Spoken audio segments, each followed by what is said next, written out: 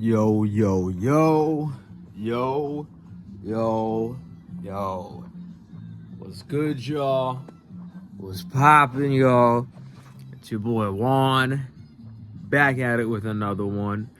In today's video, we're gonna be talking about different protein sources. What source of protein is best for building lean, clean muscle? Okay, I'm trying to work on my fitness and I've made a lot of mistakes along the way.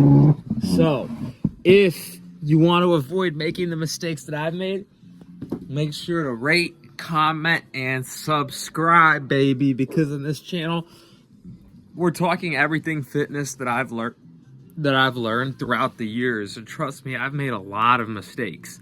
So if you watch my videos, you don't have to make the same mistakes that I've made, and you can achieve your fitness goals infinitely faster. So let's get into it, right? And if you're looking for coaching or anything along those lines, shoot me a DM, all right? Shoot me a DM if you're looking for coaching or any sort of help with fitness or stuff like that, right? So let's talk. Let's talk. My cat is getting in the way right now. You guys can't see her because, oh, you can see her now. Anyways, let's talk. Oops, that was an accident. Let's motherfucking talk. All right, so protein, different protein sources. How much protein do you need? What are some of the best proteins you can eat when it comes to building muscle? Let's talk about it, guys. Let's talk about it. So, when it comes to protein, the thing is, not all proteins are created equal, guys. Not all proteins are created equal. And a lot of food that people think is high in protein actually has so little amount of protein. It's not even like really a good source of protein. A lot of people don't realize that a lot of the foods that people are eating for protein don't even have enough to be like considered a good source, right? So when it comes to protein, how many grams you need is dependent on your body. Everyone's body is different, right? I do not recommend counting protein because your body will tell you how much food you need to eat day to day, and you don't want to overeat just to hit your protein goals because that can damage your gut health over time, and you need your gut health to be as good as possible to absorb all the protein you're eating. So it's a balancing act. You don't want to eat too little protein because that can damage your gut and your health, because then you don't have the building blocks you need to repair your body. But you don't want to eat too much protein either, because then you can overburden your stomach and you can actually damage your gut by eating too much protein. So you want to, it's like the Goldilocks principle. You don't want to eat too little. You don't want to eat too much either. That's bad. That can give you diseases, like all sorts of issues. But you also don't want to eat too little, because that's bad too. That can give you diseases and all sorts of issues. You want to eat just right. You want to be in the middle and eat the perfect amount of protein. So that's rule number one with protein is I don't count protein. I go by appetite based on what my body's craving, because your body knows what it needs to repair your muscles. If your body needs protein, you're going to get hungry. You're going to crave it. If you don't need protein, you're not going to be hungry. You're not going to crave it. There's some people that even do water fasting and maintain their muscle. There's some people that even do juice fasting. They fast on fruit and vegetable juice. And some people actually build muscle juice fasting because juice has calories. So you don't need any specific amount of protein to maintain muscle. Just go by your cravings and go by your appetite. Now, rule number two is you got to pick the right foods. You got to pick the right foods because your body might be deficient in certain micronutrients, and if your body is missing certain vitamins and minerals, then your body's not going to utilize the protein that you're eating correctly. for your body to actually utilize the protein and convert it into muscle and bone, you have to have the right micronutrients, minerals, vitamins, enzymes, antioxidants, phytonutrients. You need to make sure you're getting everything so that your body can actually utilize the protein, because your body has different hormones that it needs, different vitamins and minerals to build. Your body has different chemical reactions. Your body needs different minerals to build your bone structure, like calcium, phosphorus, magnesium, and if your bone structure isn't solid, your body can't build muscle. So you want to make sure you're choosing the right foods that are nutrient dense, that are high in vitamins, high in minerals. Foods like hemp seeds, you can make hemp milk with that. You can make hemp seed dressing for, anything you want to eat. You can make hemp seed sauces. Foods like raw milk, foods like raw eggs, foods like spirulina, chlorella, green juice. Even fruits is a good source of protein. You can make fruit juice at home if you have a juicer. How do you think the apes get so jacked and they eat mostly fruits and greens? Because believe it or not, fruit has protein, guys. I've built muscle on mostly watermelon juice before. Like, fruit has protein, guys. Like, I'm not making this up. So, certain foods are very, very high in protein. I could make a long list of different foods, but I'll just name a few foods. Certain foods are way higher in protein than others. And you can research this stuff forever. There's so much information on Google these days, and there's always new information coming out, so you could research this stuff forever. But certain foods are way higher in protein than others. And the reason why it might be good to educate yourself on this topic of which foods are higher is because your stomach can only digest so much food in one day. It's not like everything you eat, every gram of protein you eat automatically goes to your muscles. That's not how it works. Every gram of protein you eat, your stomach, your gut has to work to break it down and digest it. And if your gut can't break it down and digest it because it's too overwhelming for your gut, like maybe you're eating too big of a meal, your body's not going to digest all of it. Your body's not going to absorb all of it, and it's not going to turn into muscle because every meal you eat, your stomach has to work to break it down. So if a food is more protein dense, that means it has more grams of protein for a smaller amount of food. And if a food is more protein dense, it can be potentially, especially if it's easily digestible and protein dense, it can potentially be easier to get your protein through that food, whatever food you choose to eat, if it's more protein dense, because that means it has more grams of protein for a less volume of food, which means your stomach doesn't have to work as hard to digest it because you're eating less volume of food and getting more protein. Certain foods have more protein for smaller amounts. They're more concentrated in protein, and that's really good if you're trying to build muscle, because that means your stomach doesn't have to work as hard. It has less food to break down, but you're getting more protein from it because your food is more protein dense. So what are some foods that are super some foods just blow it out of the water with how much it's ridiculous how much protein is in some foods, and it's just nutrients in general. Like, one example is spirulina. Spirulina is a cyanobacteria that comes from the ocean.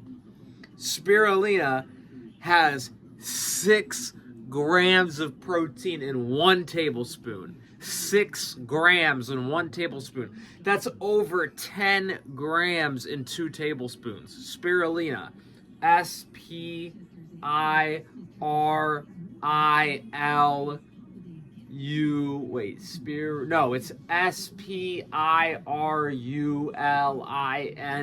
Spirulina.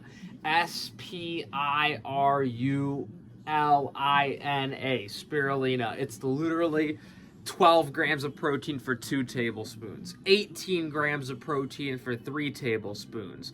60 grams of protein for 10 tablespoons. You can add it to your smoothies.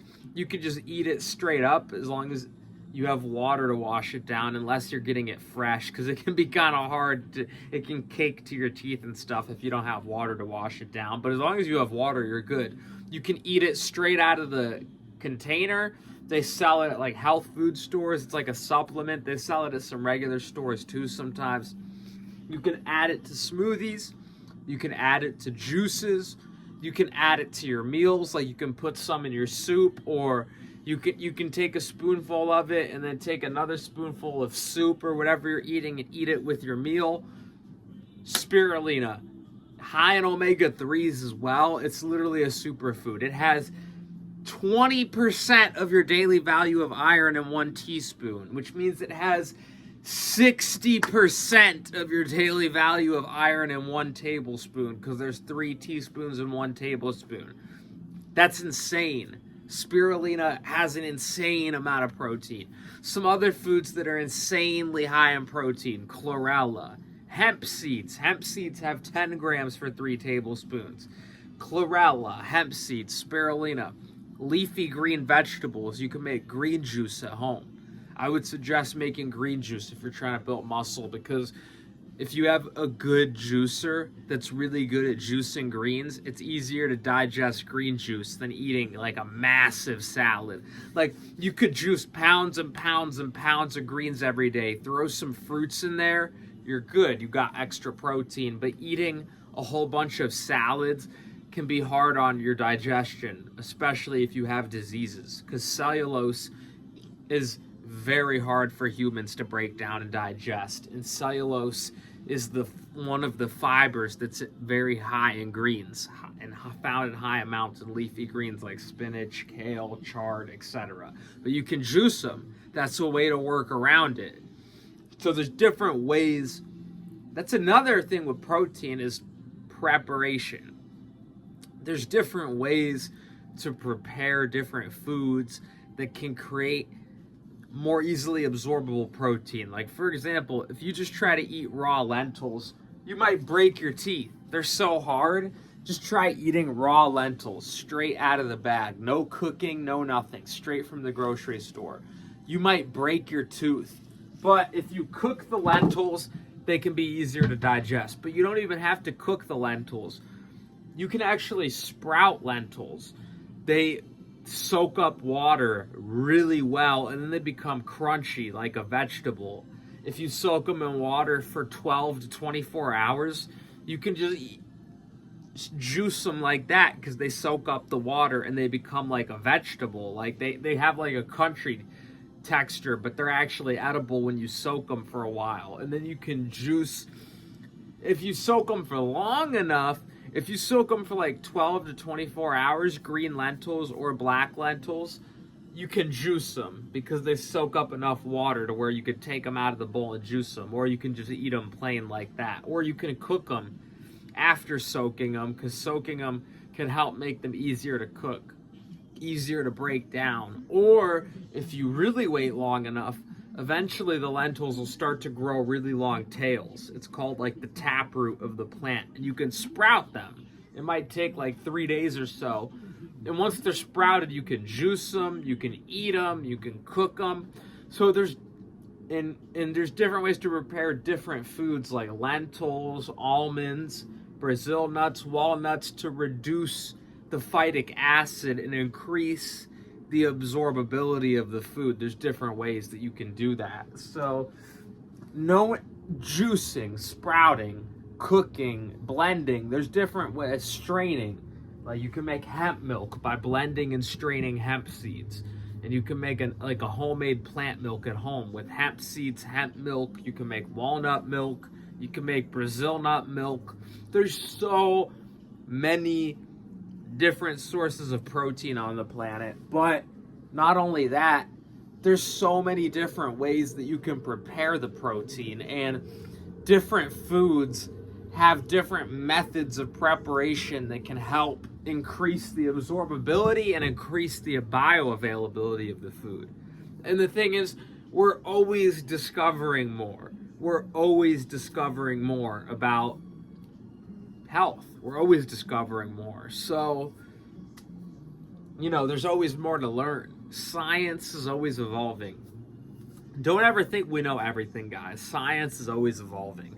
So that's the exciting part, is this video is just scratching the tip of the iceberg. But I don't see a lot of fitness influencers really talking about this stuff very deeply. I don't see a lot of fitness influencers talking about this stuff very deeply. And believe it or not, guys, I don't even eat meat very often. I might eat it rarely, once in a blue moon, like some sushi or something. But I know so much about protein, I don't even have to eat meat to build muscle. I can do it as a vegetarian. I can do it as a vegan. And that's why knowledge is power. Because the more you know about nutrition, the more adaptable you become. Maybe you go to a foreign country and they don't sell the same foods in America, but if you know a lot about nutrition, you know what different foods you can eat to get different nutrients. And the more you learn, the better. And there's always more to learn. There's always more to expand. Always. There's so many different foods on Earth. You would have to live forever if you wanted to learn everything about nutrition. And my goal is to live forever. So if you guys want to try to live forever with me, and if you guys want to learn about nutrition, and if you guys want to learn about protein, please subscribe to this channel. Make sure to rate, comment, subscribe. I am a fitness coach, so if you guys want any help, if you guys want to work with me one-on-one, shoot me a DM. I got you. Let's work together. I'm going to end the video here just to keep it nice and short. I know some of you guys might think this is a long video, but I just recently have been uploading videos that are like 30 minutes, 40 minutes, some of them. So this video isn't too long compared to some of the videos I have on this channel. And if you guys want to watch those, give those a watch as well. This channel has a lot of great videos on it. I'm going to try to keep uploading to this channel consistently. That's one of my main goals right now. I really appreciate you guys for watching this video. Thank you for tuning in. Like I said, I'm going to end it right here because I could talk about protein for days. I could talk about protein for weeks.